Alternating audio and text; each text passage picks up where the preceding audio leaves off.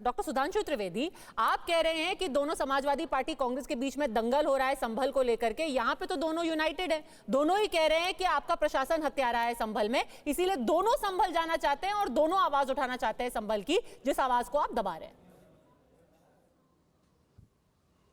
नहीं, बिल्कुल दोनों का साझा जानते हैं किस चीज के लिए, एक कोर वोट बैंक के लिए, जिसकी वजह से दोनों साथ में आए थे। दोनों साथ भी हैं और दोनों में प्रतिस्पर्धा भी है। मतलब कुछ कुछ ऐसे समझिए ना। एक बात मैं बहुत सीरियस कहना चाहता हूं करोड़ों दर्शकों से जो आपके टीवी देख रहे हो। एक एएसआई प्रोटेक्टेड मॉन्यूमेंट को पहले इनकी सरकारों ने रिलीजियस कैरेक्टर दे दिया।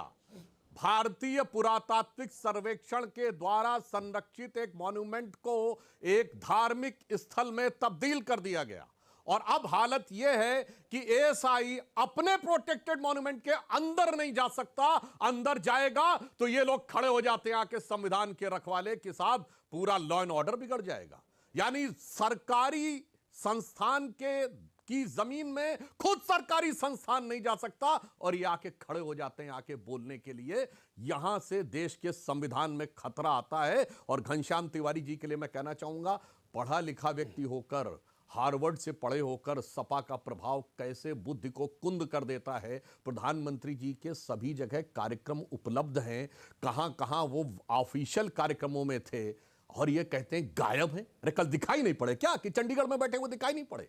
कि कुछ भी वाहियात बोलने लगना, गायब है गायब है। पूरा देश देख रहा है कौन से कार्यक्रम में है। भारतीय न्याय संहिता के लॉन्चिंग वाले कार्यक्रम में गए हुए हैं, ये कह रहे हैं गायब है। मगर मैं बता रहा हूं जो गायब है वो क्या है, वो वास्तविकता में जानते क्या है? आज बोला है राम गोपाल जी ने, तो मैं दावे के साथ कहता हूं अखिलेश जी की एक बात पर तारीफ करूंगा।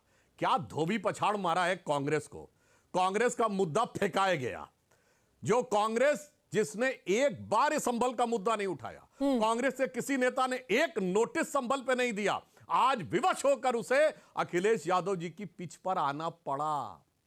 उसका कारण क्या है मैं बताता हूं आपको। संसद का सत्र चल रहा है। कल राज्यसभा में 267 नियम के तहत, यानी जिसमें कहा जाता सारा कामकाज रोको और सबसे पहले यही विषय डिस्कस होना चाहिए, 42 नोटिस आए विपक्ष के। उसमें 9 अलग अलग विषयों के लिए। विपक्ष के किन्हीं 2 दलों ने एक विषय के लिए दिया ही नहीं। सब अपनी अपनी ढपली, अपना अपना राग बना रहे थे। इसलिए बहुत साफ हो गया कि जब राहुल गांधी जी को लगा कि बड़े बेआबरू होकर तेरे कूचे से हम निकले, इंडी गठबंधन को वो सहेज नहीं पाए, तो क्या करें। उन्हें लगा कि हम जाकर संभल में बड़ा काम करेंगे। और मैं पूछना चाहता हूं शुभ्रांश राय जी से, कांग्रेस की तरफ से बैठे हैं, अरे भाई जिस कांग्रेस पार्टी का प्रभाव अखिलेश यादव जी ने इतना भी नहीं माना कि एक सीट लड़ सकते 9 में से, उसका इतना बड़ा प्रभाव दिखाई पड़ेगा कि वो जाकर वहां सब कुछ समाधान कर देंगे। मुझे लगता है इसमें कितनी सियासत है और कितनी शरारत है ये देश अच्छी तरह समझता है। और ये दोनों पार्टियां हैं, मैं कहना चाहूंगा।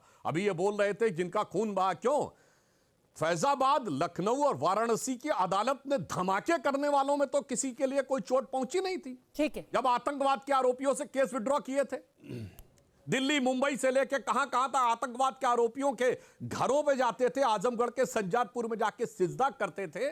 नहीं, उनके साथ कुछ थोड़ी होता, वो धमाके थोड़ी थे, वो तो सेक्युलरिज्म का सुंदर संगीत था जिसमें वोट बैंक का राग दिखाई पड़ता था। इसलिए जिन पार्टियों ने आतंकवादियों के पक्ष में लगातार बयान दिए हैं, उन्हीं को आकर आज सबसे ज्यादा दर्द हो रहा है। फिर मैं कह रहा हूं, एक सरकारी जमीन पे सरकारी विभाग वाला एंटर न कर पाए, उसके लिए ये लोग विरोध करने को खड़े हैं। तो संविधान किसके कारण खतरे में था, किसके कारण खतरे में है, यह देश को दिख रहा है। ठीक है, पहले संभल की सियासत पर जवाब दीजिए। अखिलेश यादव ने आपको मजबूर किया है शुभ्रांश राय कि उनकी पिच पर आके खेले।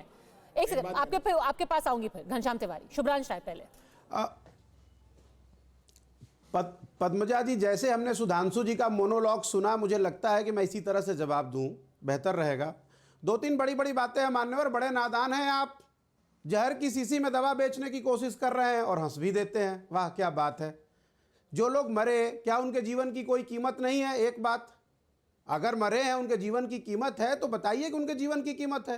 दूसरी इंपॉर्टेंट बात, प्रधानमंत्री का कार्यक्रम तो दिख रहा है, बिल्कुल ऑन रिकॉर्ड है। बस यही नहीं दिखता कि प्रधानमंत्री मणिपुर कब जाएंगे। बस यही नहीं दिखता कि बांग्लादेश में हिंदू मारे जा रहे हैं और मंदिर तोड़े जा रहे हैं और विपक्ष चिट्ठियां पे चिट्ठियां लिख रहा है और प्रधानमंत्री जो है डिप्लोमेटिक स्टेटमेंट देते रहते हैं। बिल्कुल सही कह रहे हैं आप। जैसा भोला नादान इंसान तो हमने देखा नहीं भाई साहब। कितनी अच्छी अच्छी बातें आप कर लेते हैं। और तीसरी इंपॉर्टेंट बात, क्या बात कर रहे थे आप कि कौन किसकी पिच पे खेल रहा है? आप भूल गए सर, वहां लोग मरे हैं और उनके प्राण और जान की जिम्मेदारी आपकी भी है। नरेंद्र मोदी जी के साथ साथ योगी आदित्यनाथ के साथ साथ आप भी सांसद जो है उत्तर प्रदेश से ही बने हैं, आपकी भी जिम्मेदारी है। ये बार बार आप लोग कहते हैं कि कोई नहीं गया बहराइच। गोपाल, विपक्ष क्यों जाता है किसी के पास? उसकी मांग को पूरा करने, उसकी आवाज को उठाने के लिए। अगर उत्तर प्रदेश प्रशासन ने गोपाल मिश्रा के केस में 10 लाख रुपया दिया, उनके परिवार को मुआवजा और उनके परिवार को नौकरी दी, तो जिस तरह से भी उसकी हत्या हुई है उसको न्याय मिला ना। अब आप क्या चाहते हैं, फिर जाए? यही चाहते हैं, यही काम बचे नरेंद्र मोदी। कल तो इस मुद्दे पे आपने नोटिस नहीं दिया ना संसद के अंदर। शायद भारतीय जनता पार्टी, एक मिनट पद्मजा कल जो आपने प्रदर्शन किया वो तो अडानी के मुद्दे पे किया ना सर। आप दे देंगे, प्लीज सुनिए। कल तो पूरे दिन आपने अडानी बोला, सुनिए तो सही। आज अचानक संभल क्यों याद आया? फिर पद्मजा जी बीच में आ गई, मोनोलॉग जैसा दिया, सुनिए तो सही। अब इन्होंने जिक्र किया 267 पे, सारा काम छोड़ के जी चर्चा करिए। मान्यवर, हम चर्चा करने जा रहे थे। आपको पता है आवाज क्या आ रही थी आपके उस चेयर से जिस पे आप बैठे हुए हैं? Nothing going into the record, screen of, parliament adjourn, ये आवाज आ रही थी। ये लोकतंत्र है, ऐसे संविधान चलेगा, ऐसे देश चलेगा। इसी के लिए आप चुनकर गए हैं पार्लियामेंट में बैठने के लिए।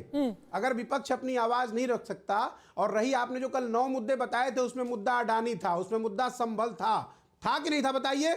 ठीक है सुधांशु जी, उसमें मुद्दा था दिल्ली की जहरीली अडानी भी मुद्दा था, संभल भी मुद्दा था कि नहीं था, बताइए। अरे एक मिनट मैडम सुनिए, पद्मजा जी सुनिए, वो 9 मुद्दे मैं बताता हूँ, रुकिए। उसमें मुद्दा बांग्लादेश था, हिंदुओं की हत्या। भाई कितना लंबा बोलेंगे भाई, हम तो यूनाइटेड हैं। सारे मुद्दे देने की बारी होती है तो सारे मुद्दे बहुत अच्छी बात करके भाग जाइए, नहीं आप करेंगे। जिम्मेदारी आपकी संसद चलाने की होती है, आप संसद स्थगित करिए, विपक्ष को बाहर निकालिए, भाग जाइए। ऐसे थोड़े चलता है।